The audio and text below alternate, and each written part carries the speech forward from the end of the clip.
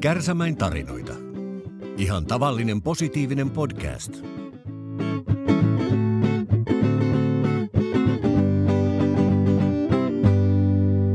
Eli Teuvo Marttila. Minua sanotaan myös Martti Teuvolaksi, mutta oikea nimi on Teuvo Marttila ja olen syntynyt Ylikiimingissä 51 semmoiseen pienviljelijäperheeseen. Ja maatalous on ollut tuttua minulle lapsuudesta asti. Ja vanhin lapsista, meidän perheeseen kaikkiaan tuli 10 lasta, että olen ollut se esikoinen, joka on ollut sitten niin sanottu äidin apulainen. Eli olen saanut tehdä niitä niin sanottuja naisten hommia, siivousta ja hoitaa näitä sisaruksia ja tällä tavalla. Ja jotenkin nyt ne jälkikäteen, kun ajattelee sitä elämää, niin se oli hirveän turvallista. Siellä oli pieni kylä, siellä oli joka perheessä oli lapsia, lähemmäs 10, ei nyt ihan niin, mutta kumminkin aina oli kavereita. Ja leikittiin hirveästi, kesät ja talvet ja semmoista yhteisöllistä oli kyllä se homma, että hyvin tämmöisiä positiivisia muistoa. Ainoa mulla on semmoinen, joka sitten vähän myöhemmin rupesi mua mietityttämään, niin, eli kun mä olin se vanhin meidän lapsista ja äitin piti päästä lypsylle ja niitä oli niitä pikkusisaruksia, niin sanoi, että no niin Teuvo, hoijapa sä nyt näitä näin. Ja kaverit meni kesällä leikkimään ja mä en päässyt. Ja mä muistan, että mulla monesti oli semmoinen, että miksi minun pitää hoitaa. Mutta oikeastaan se ei ole siinä, vaan sitten mulle tuli omia lapsia, tai meille tuli omia lapsia ja mä olin kuvitellut, että mun kauhean jaksan lasten kanssa olla. Enkä jaksanutkaan. Ja silloin jotenkin mä tajusin, että onko minä liian pienenä joutunut hoitamaan niitä sisaruksia. Ja kenties, että siinä tuli vähän semmoinen pettymys, että no, mutta ei mitään. Ja mitäs vielä siitä lapsuudesta? No lapsuuteen kuuluu hirveän vahvasti marjojen poimiminen. Se oli äärettömän tärkeä. Hilloja, mustikoita, puolukoita ja puolukoita myytiin sitten ihan niin kuin pikkupenskasta lähtien. Ja sitten meidän kylällä oli tämmöinen hauska työllistävä projekti. Siellä nostettiin jäkälää. Eli siihen aikaan vietiin Saksaan paljon jäkälää, lääketeollisuuteen ja myöhemmin koristeteollisuuteen. Ja eikä sitä varmaan ihan, olisiko 8-vuotiaana aloitettiin se ja tienattiin rahaa. Siis se oli oli isoja perheitä, niin jos oli 10 lasta, niin se oli ihan tienestiä siihen aikaan, kun osittain oli köyhyyttäkin joissakin. Ja se on jäänyt semmoiseksi jotenkin, että silloin tottuu tavallaan jo ansiotyöhön, mutta se oli niin luonnollista, että ei sitä edes pidetty tavallaan ansiotyönä. Ja siihen aikaan kuuluikin semmoinen auto, josta sai ostaa kanoja, pikkutipuja ja sitten noita sianporsaita. Ja mä muistan se kyllä hyvin vahvasti. Mä sen näen silmillä ne kuvat, niin mä sanon vanhemmille, että kun naapuri hankittiin sianporsaista, hankitaan meillekin. Niin äiti ei sanonut, että no ei nyt tänä kesänä, että ensi kesänä. Ja mulla teki niin mielissä sianporsasta. Ja sitten mä sitten suunnittelin sitä. Eli mä tiesin, missä meillä on rahat. Paksu ruskia, ei se nyt hirveästi rahaa, mutta tiesin. Ja sitten minä kävin ottamassa, en tiedä oliko se oikea rahasumma. Ja sitten naapuri emäntä meni, samassa pihassa asuttiin isäveljen vaimo, niin mä kävin hänessä sanomassa, että joo, mekin saadaan se porsas hankkia. Ja mulla oli säkki ja niin me Ainon kanssa mentiin sinne ja minä ostin sen possun ja toin kotiin sitten ja totta kai pirttiin, että pirtissähän se kasvatetaan possu, kun oli niin ihana. No sitten isä ja äiti sanoi, että eikö se pitää navettaan viedä. No niin, mä suostuin. Mutta siinä tuli semmoinen hauska juttu, niin minä kävin monta kertaa päivässä lypsämässä yhtä lehmää, Kirjo-niminen lehmä, joka oli hirveän kiltti, kauraryyniä ja maitoa. Ja sitten jos jonkin ajan kuluttua äiti rupesi ihmettelemään, että mikä sille Kirjolle on tullut, kun se on niin ehtinyt, ei lähde maitoa. No minä tunnustin, että no minähän se on käynyt possulle tietenkin ruokaa antamassa. No sitten sovittiin, että sitten äiti antaa aina aamulla illalle se maijo. Ja se oli tosiaan, siitä mä en kaikkea muista, mutta äiti sitten kertoi, että se oli meitä oli 3 veljestä silloin. Semmoinen niin kuin lemmikki tuli, että se oli meidän lemmikki. Mutta sitten mulle tuli suru sitten joskus marraskuussa. Eli se oli navetassa ja kasvoja oli iso ja sitten mä menin kerran kahtoon ja ei ollut koko possua siellä.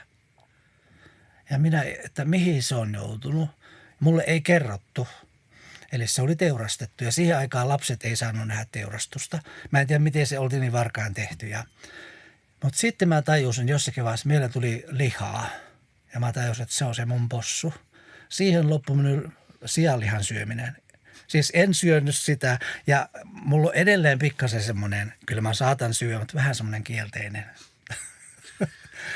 kielteinen juttu, sianlihaa.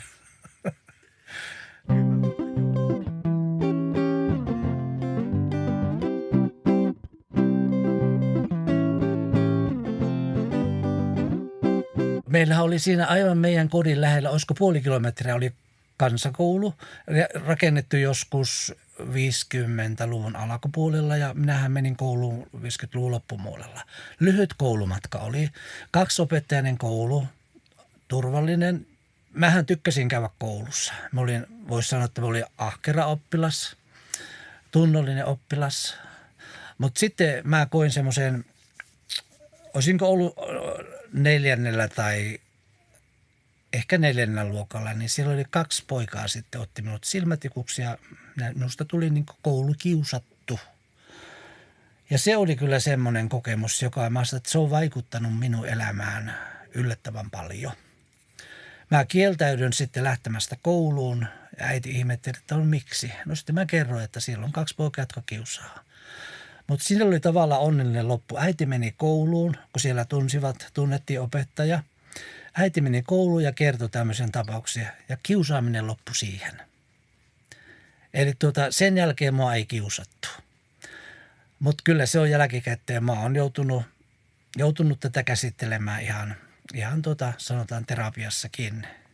Ja kyllä se vaikutti minulle, että mä olin hyvin semmoinen epävarma ja arka itsestäni silloin nuorempana, että kansakoulu oli semmoinen ja sitten siellä oli keskikoulu tullut vastikään. Oliko se pari vuotta ennen kuin minä tulin siihen keskikouluikään? Silloinhan 6. luokalta hajettiin siihen, oli pääsykokkeet ja no eihän mun vanhemmat oli käynyt kiertokoulua 3 vuotta. Siis sehän tarkoittaa kiertokoulutta muutaman kuukauden. Niin eihän ne ymmärtänyt, että pitäisi lapsia panna koulutukseen. Ajattelin, että no jospa se Teuvo jatkaa sitä maanviljelystä. Niin sitten opettaja kävi kotona ja sanoi, että kannattaisi kyllä laittaa Teuvo tuonne keskikouluun. No niin, sitten mä menin pääsykokkeisiin ja pääsin. Ja mähän tykkäsin hirveästi siis keskikoulusta. Se oli 4-vuotinen silloin, että mentiin suoraan toiselle luokalle. Ja tykkäsin kyllä kovasti koulusta. Eli se oli semmoinen pieni, no joo oli meitä nyt kumminkin varmaan 30 oppilasta saattoi olla. Mutta silloin oli aika moni jäi luokalle sitten, että se pieneni aina se määrä. Mutta jos nyt palataan vielä ajasta taaksepäin, niin tähän ruotsin kieleen. Eli silloin 60-luvullahan meni hirveän paljon nuoria Ruotsiin töihin ja meidän kylältä lähti melkein kaikki semmoiset työikäiset nuoret sinne. Ne oli mun serkkuja, oli hyvin moni. Ja sitten mulla tuli, olisinko mä ollut ekaluokalla ja mulla tuli semmoinen halu, että mä haluaisin oppia tuon ruotsin kielen, kun se tuntui jotenkin että hienolta. Mä muistan ensimmäiset sanat, kun oli karkkilaatikossa öppnas här. Musta se oli hienoa, että mä osaan ruotsiksi sanoa öppnas här. Ja sitten mä pyysin serkulta, että laitapa minulle semmoinen kirja, että mä osasin varmaan jo lukea, olisiko ollut ekaluokalla. Että mä rupean itsekseni opiskelemaan ja niinhän laitto. En tiedä, oliko se jonain kesänä, kun tuli käymään ja mä aloitin. Mä muistan niin selkeästi vielä se eka sivun, kun se alkoi, että en poikke poika. Mä sanoin, onpa helppoa, melkein samanlaista kuin suomen kieli. No sitten mä jatkon matkaa, eipä olekaan. Mutta mulla jäi semmoinen jotenkin, että mä haluan oppia tämän kielen. Ja ruotsin kieli oli mulla koulussa se kaikista, voisi sanoa, että tykäytyy oppiaine. Ja varmaan siellä oli sitten se pohja, että mä lähdin sitten hain yliopiston ruotsia opiskelemaan ensin ja sitten englantia myöhemmin. keskikoulun jälkeen niin mulla ei oikeastaan mitään ajatusta, että mä lähtisin jatkamaan opintoja johonkin lukioon, kun sitä ei ollut Ylikiimingissä. Mutta sitten Kiiminkiin tuli sitten sinä vuonna, kun mä pääsin keskikoulusta, niin syksyllä tuli uusi lukio. Ja se oli sen verran lähellä, että mä ajattelin, että en mä Ouluun uskalla lähteä, oli hirviä arka. Mä sitten sitä Kiiminkiin ja mä olin siis ensimmäiset kirjoittajat, jotka on Kiimingistä kirjoittaneet. Ja asun alivuokralaisena, siellä oli tämmöinen kauppiaan leski siellä yhdessä huoneessa ja hän laittoi mulle sitten, no tietenkin koulussa saatiin ruoka, mutta sitten hän laittoi ruoan illaksi ja se oli hyvin turvallista. Koti-ikävä oli aluksi aivan valtava, kun en ollut käynyt juuri missään.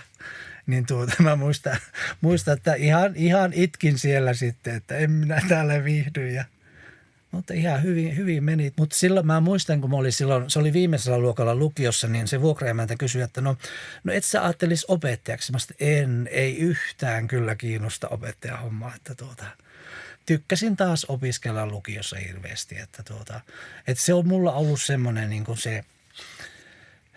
se viehätys siihen lukemiseen ja ihan hyvin kirjoitin ja siis mulla menee energia ja aika siihen opiskeluun. Että mulla ei ollut semmoista, jos ajatellaan nykyään sosiaalista elämää. Mä asuin pikkusen kauempana siitä lukiosta, eli oliko 3-4 kilometriä, että pyörällä kulin sinne. Ja oikeastaan en muista, että me olisi oltu mitään tekemisissä toistemme kanssa. Mulla oli kyllä hyvin semmoista rauhallista silloin, voi sanoa, että ehkä vähän niin kuin yksinäistäkin se aika. Että minä vaan opiskelin ja vaikka mielestäni on sosiaalinen ihminen, mutta se ei vaan silloin niin kuin napannut. Että ehkä ei ollut sillä tavalla lukiossakaan hirveän semmoisia läheisiä. Että ne on vähän semmoisia niin kuin kavereita noin, mutta ei mitään semmoisia läheisiä ystäviä ollut. Että. Sitten kävi armeijan välissä. No mulla tuli semmoinen jossakin vaiheessa ensin, että mä haluaisin niin kuin luokanopettajaksi. Ja minä hain Ouluun luokanopettajaksi. Mutta mä pääsin varalle, mutta en päässyt varsinaisesti. Mutta sitten kun en päässyt, niin sitten seuraavana keväänä, kun sitä hajettiin yliopistoon ja pääsin opiskelemaan ruotsia. Ja siitä aloitin sitten ruotsiopiskelu ja sitten 2 vuoden päästä englantia ja kasvatustieteitä. Mutta niistä vaan sitten ajauduin tai se on ihan hyvä juttu oli. En minä yhtään niin kuin kadu sitä, että hain valmistua opettajaksi. Että se on ollut hyvin antoisa. Ei helppo, mutta antoisa ammatti.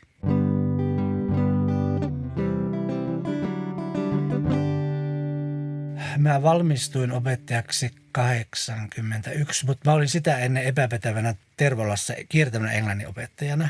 Eli 81 tultiin Kärsämäelle, mä olin silloin vasta valmistunut ja sitten on jäänyt eläkkeelle 2011. Tuleehan siinä yli 30 vuotta sitä ja kun mä tulin Kärsämäelle opettajaksi, niin se oli väliaikainen virka ja sitten mä hain, niin rehtori sanoi, että siihen kuuluu velvollisuus opettaa myös saksan kieltä.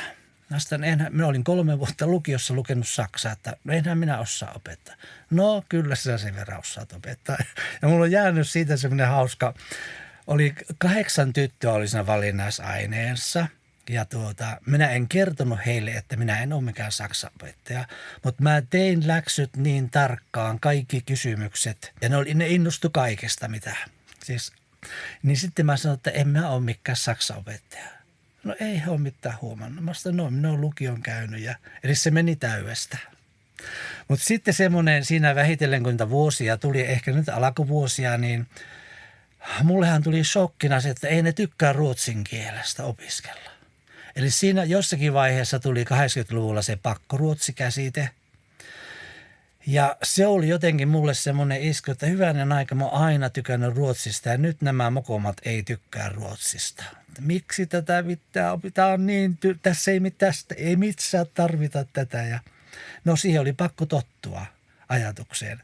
Mutta mulla oli semmoinen, aina mä sanoin, että kannattaa opiskella ruotsia. Että ei koskaan tiedä, että vaikka tarvisitte kumminkin, vaikka nyt sanotte, että tarvii. Ja siitä mulla on semmoinen hauska kokemus. Oli yksi poika, että hän ei ikinä tarvitse tätä ruotsia, eikä kyllä opiskellutkaan. Varmaan 5 pääsi. Ja sitten oli kulunut ehkä 15 vuotta, eli hän oli työelämässä. Näin täällä kaupassa. Mä sanoin, mitäs kuuluu? No, minä ajan rekkaa tuonne Tukholmaan. Ja niin tympä se, kun ei ymmärrä. niin tämmöisiä, että ei ollut aina helppoa. Kaikkien kanssa ei tietenkään tullut toimeen, mutta keskimäärin minä ajattelen, että näin jälkikäteen, että kohtuu hyvin tulin toimeen ja ehkä poikien kanssa vielä paremmin.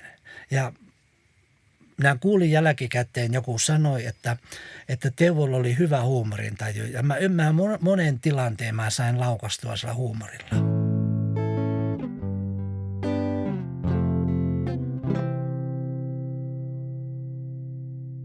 Ja silloinhan ei ollut mitään, silloin kun meillä oli lapsi, ei ollut mitään levysoittimia, eikä radio oli, josta tuli ne lauantain toivotut ja niitä mä kuuntelin, mutta isä ei aina hyväksynyt sitä, ei saanut kuunnella ja sillä tavalla. Mutta mulla oli semmoinen halu, että mä olisin halunnut kitara itselleni ja haluaisin oppia kitarasoitoa.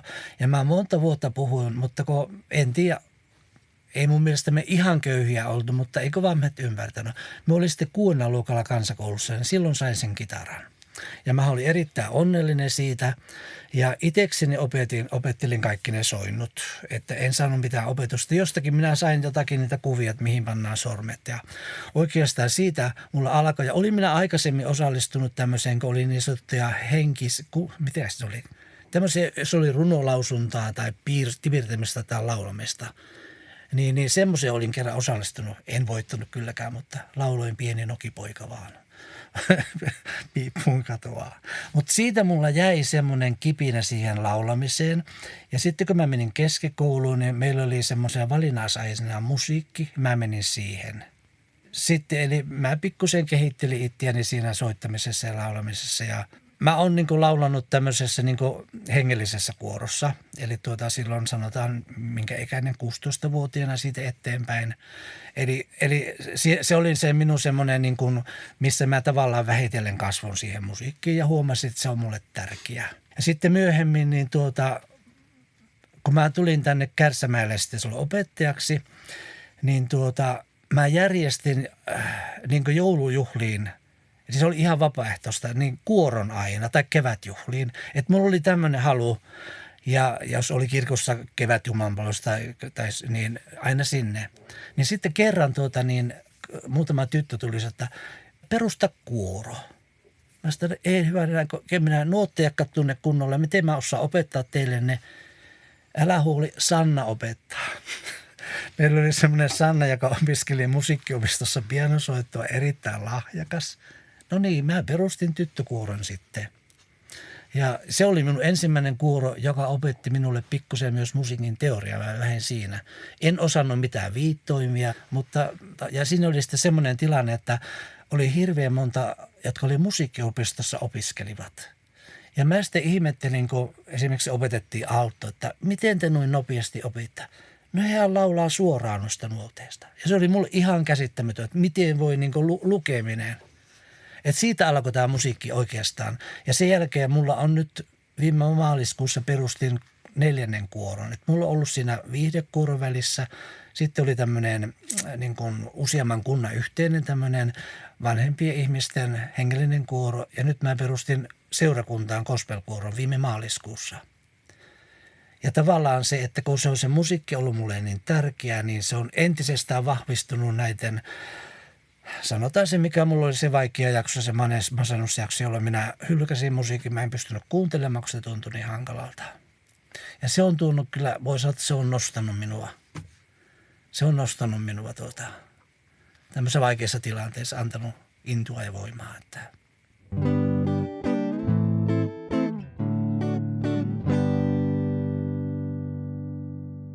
luonto oli hirveän lähellä lapsuudessa.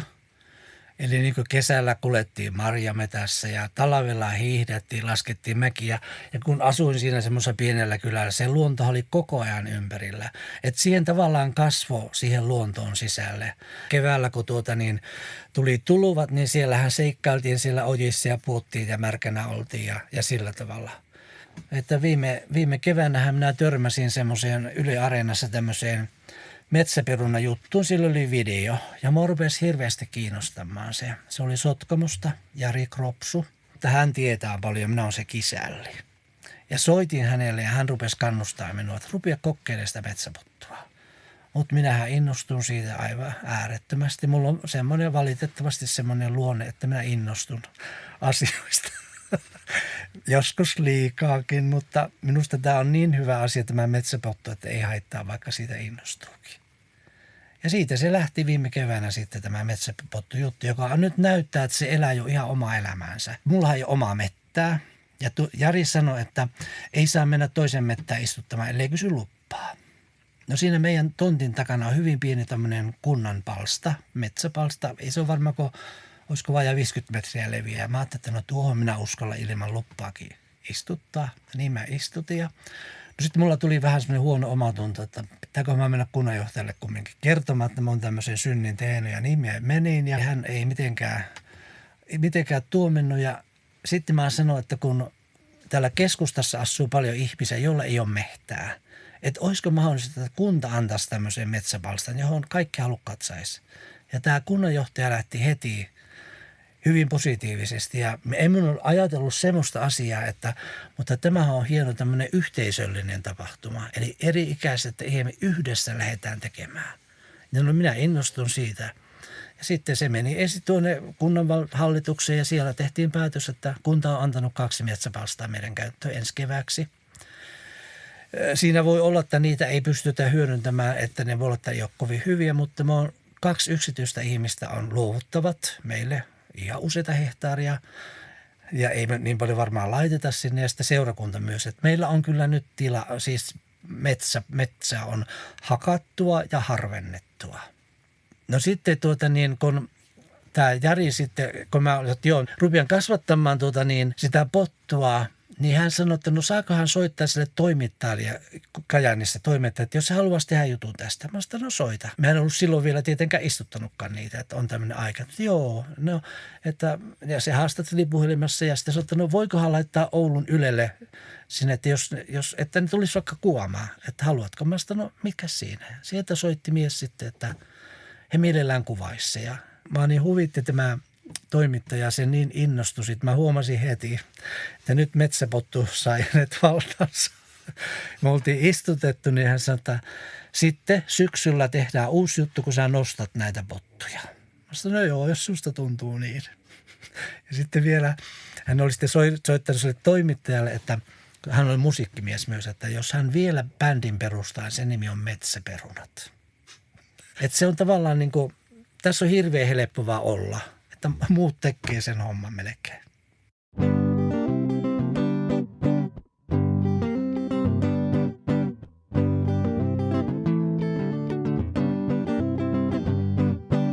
Joo, tämä on hyvä tämä. Minä olen törmännyt tähän, että kun mä sanon, että metsäpottaa, niin ensin mä huomaan, että kysyjälle tulee kysymysmerkki, että no miksi, että no pellossahan se kasvaa. Mä sanoin, niin, kyllä pellossa. Sitten kun mä kerron, että mikä se idea, eli metsässä on se omat arominsa, kivennäisaineet, mitä siellä onkaan. Eli niistähän tulee se tietty maku siihen pottuun. Ja sitten se, että siihen ei laiteta mitään keinulantaa, ei laiteta mitään kasvinsuojeluaineita, eli se on täyttä luomua. Ja sitten se, että se kasvaa, siis sehän kasvaa pikkasen hitaammin siellä, kun sitä ei ole niin kuin lannotettu, niin siitä tulee jotenkin semmoinen paljon kiintiempi siitä potusta. Ja sitten se on erittäin ohukkuorinen, eli kaiken pystyy syömään, ei ole mitään rupia. Ja ne on niin kuin kananmunat sileitä, voisi sanoa. Eli sitten kun mä oon kertonut tämä näin sitten näille kuulijoille, että kysyjälle, että no, onpa mielenkiintoista. Minäpä taidan kokeilla. Pitääköhän minunkin kokeilla? Et siinä on joku semmoinen, ja tämähän on vanha menetelmä. 1700-luvulla Suomessa yleisesti metässä viljelty. Sen takia, kun on peltoja niin vähän, niin se on pantu viljalle. Eli se on tavallaan vanha, joka on nyt sitten uudestaan elvytetty. Ja sitä on esimerkiksi, nyt mä oon kuullut Kärsämäellä on joku kerta, että he on 20 vuotta viljellyt. En mä nyt mitään. Sitä on pienimuotoisesti, mutta hyvin ehkä pienellä alueella. Se maapohja on oikeastaan aika tärkeä, että se kaikista paras olisi tämmöinen hiekkapohjainen. Se paras, eli sehän, jos sanotaan, että olisi hirveän märkiä kesiä, niin sehän menee sinne huuhtoutuu se vesi, liikavesi.